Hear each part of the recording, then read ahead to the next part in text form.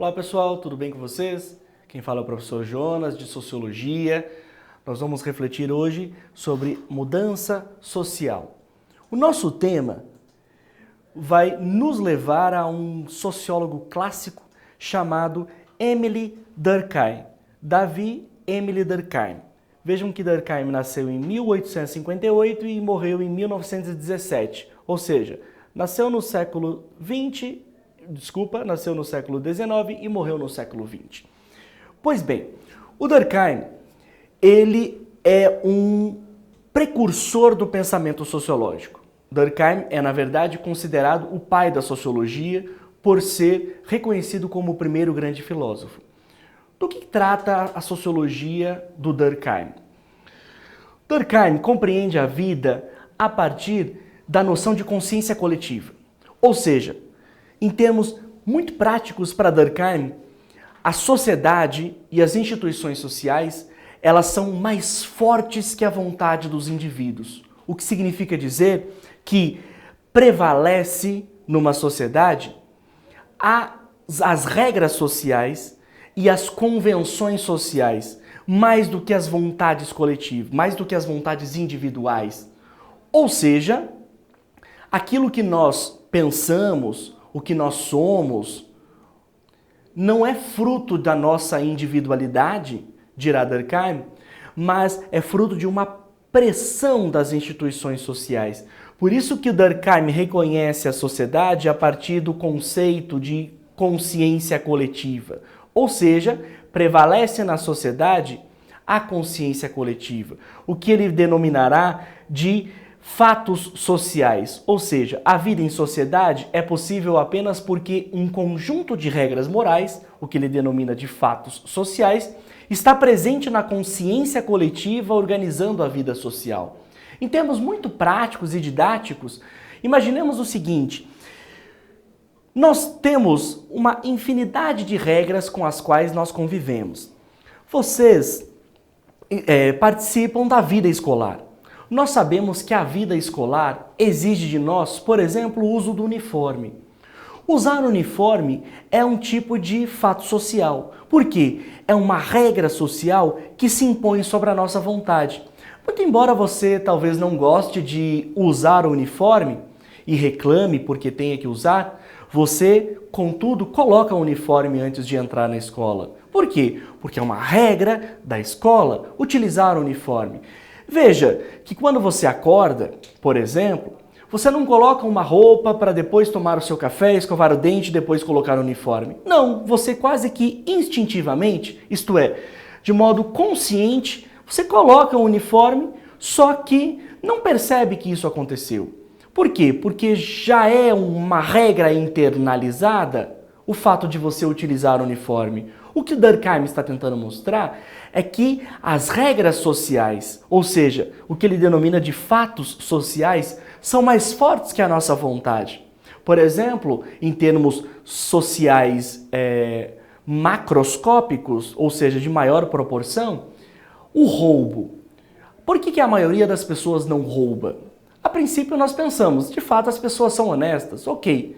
Mas Durkheim dirá que não é simplesmente da minha vontade não roubar, mas é porque há uma regra social que diz é proibido roubar, que já está no consciente coletivo das pessoas. Ou seja, as regras se impõem sobre os indivíduos, o que significa dizer que a força das instituições é mais forte que a vontade dos indivíduos.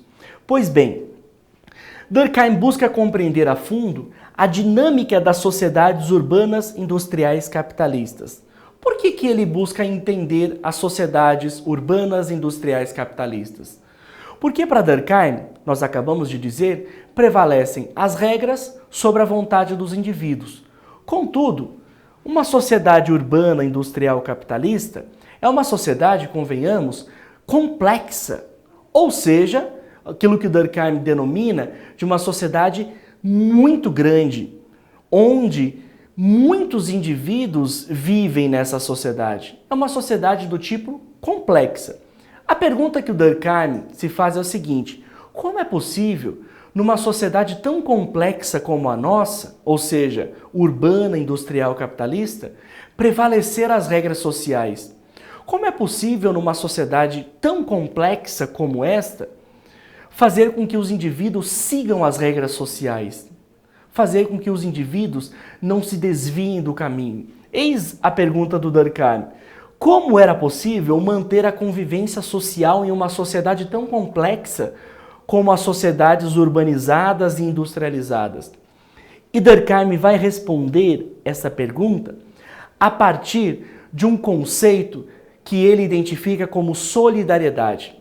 O que é o conceito de solidariedade e os tipos de solidariedade?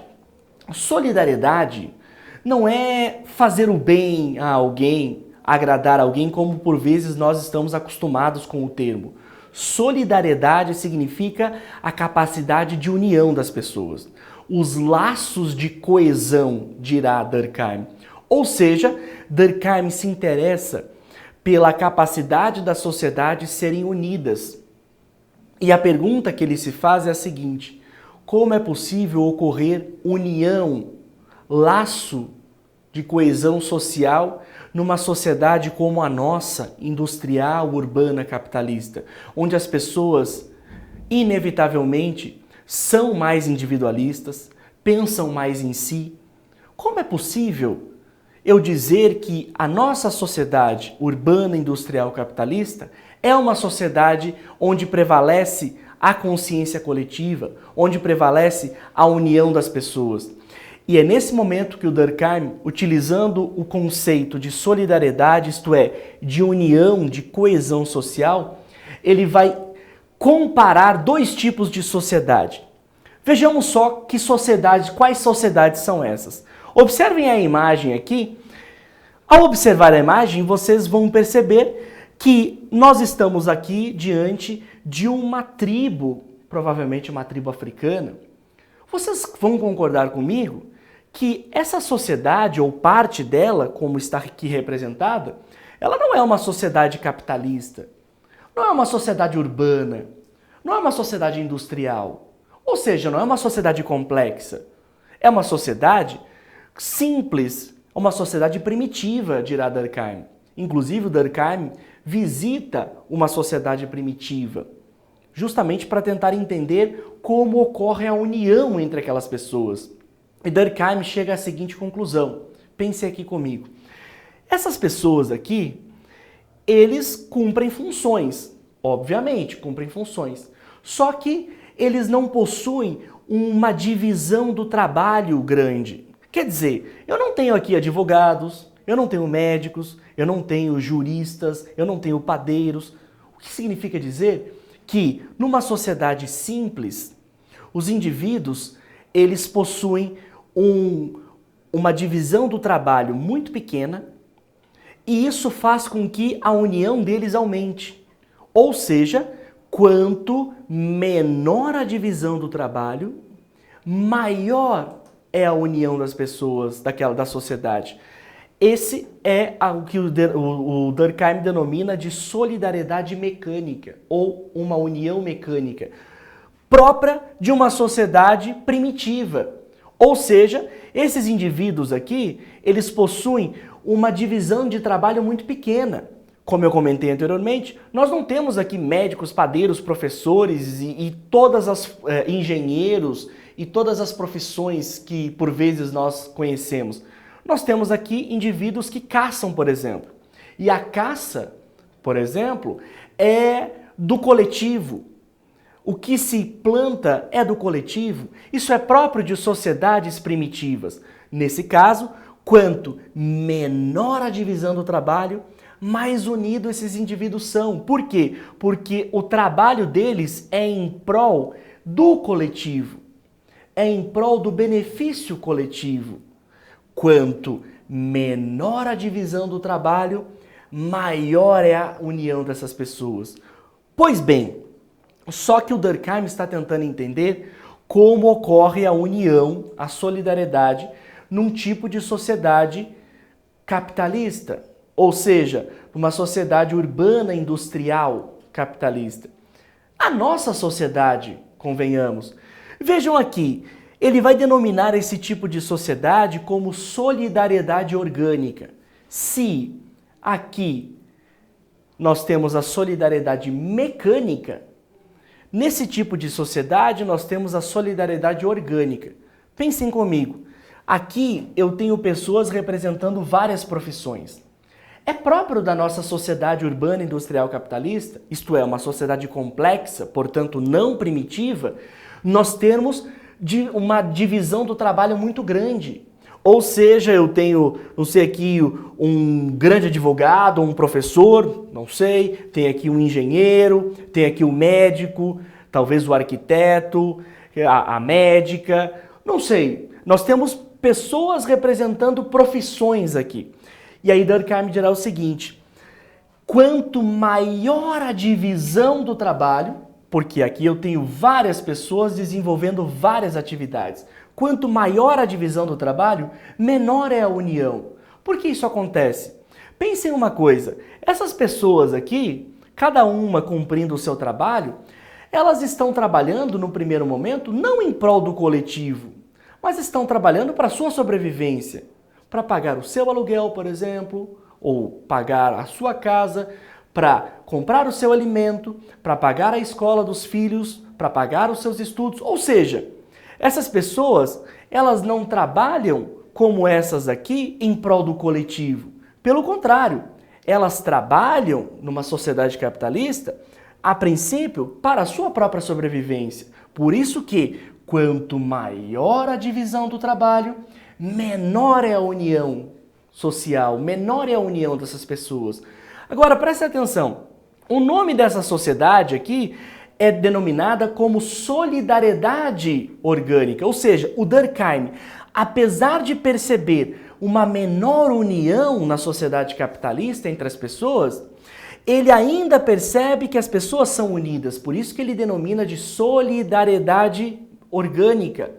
E o que significa a solidariedade orgânica? Como é que as pessoas tornam-se unidas numa sociedade capitalista? Dirá Durkheim. Bom, como cada uma exerce uma função, e essa função é exercida no primeiro momento para satisfazer as suas necessidades, as pessoas não trabalham em prol do coletivo. Contudo, nós, numa sociedade orgânica, numa sociedade capitalista, vivemos numa sociedade de especialistas, o que significa dizer que o médico depende do padeiro, que depende do juiz, do advogado, que depende do engenheiro, que depende do arquiteto, que depende da enfermeira, ou seja, é uma sociedade que, apesar de ter uma divisão muito grande de trabalho, as pessoas dependem umas das outras, porque o médico não faz o pão. E o padeiro precisa do médico quando está doente. E o médico precisa do professor porque o seu filho vai à escola, mas o professor também precisa do médico, que precisa do motorista de ônibus, que precisa do enfermeiro. Ou seja, apesar da nossa sociedade, dirá Durkheim, ter uma divisão do trabalho muito grande, o que torna por si só as pessoas menos unidas, é uma sociedade unida porque as pessoas vivem uma interdependência, ou seja, os indivíduos são dependentes uns dos outros, pois cada um é especializado numa função. Isso torna a sociedade unida, dirá Durkheim. Ou seja, o Durkheim, ele enxerga um ponto positivo na sociedade capitalista, diferentemente de Karl Marx, que propõe, por exemplo, a superação da sociedade capitalista. O Durkheim se afasta do pensamento do Marx, nesse sentido, quando ele propõe e quando ele enxerga um ponto positivo na sociedade capitalista. Qual? A união das pessoas ocorre a partir das suas especializações, a partir do ofício que cada um cumpre, portanto, as pessoas dependem umas das outras. E assim, deste modo, ocorre a união, a solidariedade na sociedade urbana industrial capitalista. Um abraço para vocês, pessoal, e até a próxima aula.